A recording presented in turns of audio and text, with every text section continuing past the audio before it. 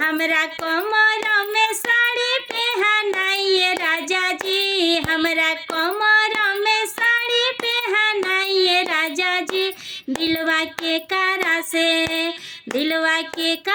से लागल बा बताइए राजा जी, दिलवा के कारा से लागल बा बताइए राजा जी, दिलवा के कारा से।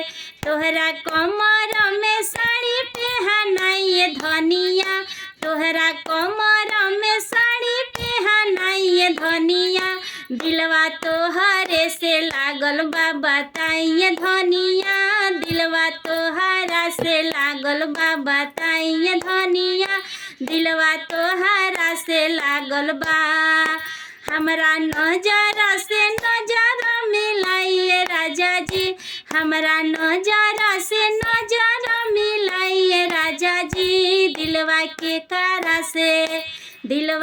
कारा से लागल बा बताइए राजा जी, दिलवा के कारा से लागल बा बताइए राजा जी, दिलवा के कारा से।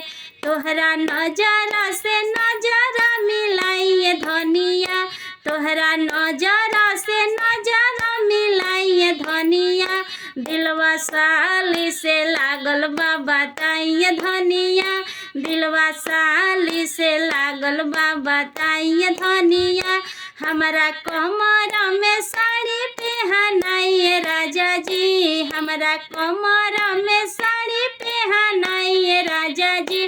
दिलवा के कारा से लागल बा बताइए राजा जी, दिलवा के कारा से लागल बा बताइए राजा जी, दिलवा के कारा से लागल बा।